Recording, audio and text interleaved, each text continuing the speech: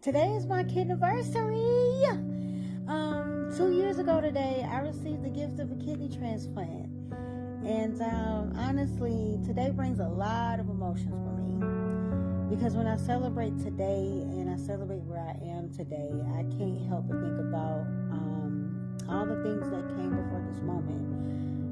I think about dialysis. I think about the woman that I was before dialysis. And I think about what I wish somebody had told me before I started it all. So today I'm starting a new series called What I Wish I Had Known Before Dialysis. Because if I had to walk that road, I know somebody else may be getting ready to walk it too. And I want you to know you don't have to walk into this chapter believing that your story is over. When dialysis became my reality, I had fear. I had questions. And if I'm being completely transparent, my mind went and could go to some really, really, really dark places. Because sometimes when you hear the word dialysis, you immediately start to think about the worst. You start wondering what's going to happen to me. Is this the new norm for me? Am I even going to live? And all of those thoughts can be very, very scary. Now, I'm not going to sit here and tell you that dialysis is easy. It is not. There were very, very hard days. There were days where I was extremely exhausted. Days where I questioned things. Days when the reality that I was facing, it felt bigger than what I felt like I was equipped to handle. And then there may be days when you wonder, can I even keep doing this?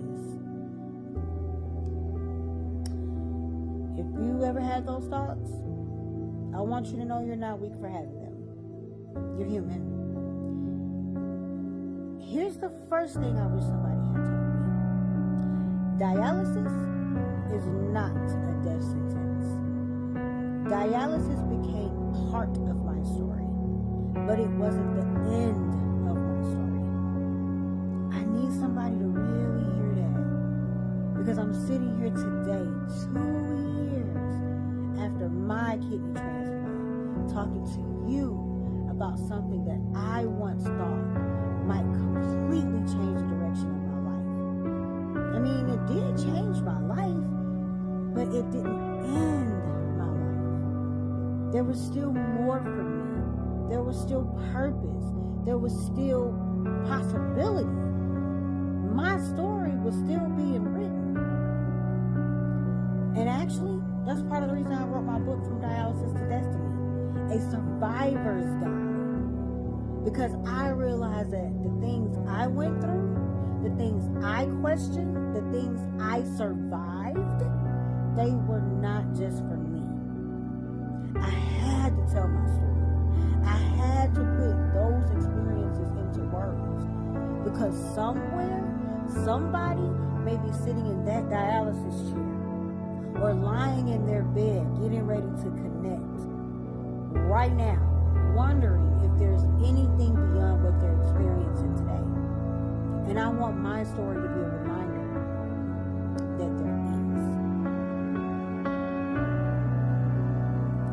I went from dialysis to destiny. And that's why I say turning scars into assignments. What I went through didn't have the final word. I decided that my scars were going to have purpose. And that's what this series is really about, you guys. I'm going to share things I wish somebody had told me. Because maybe, just maybe, one of these lessons will reach somebody at exactly the right time.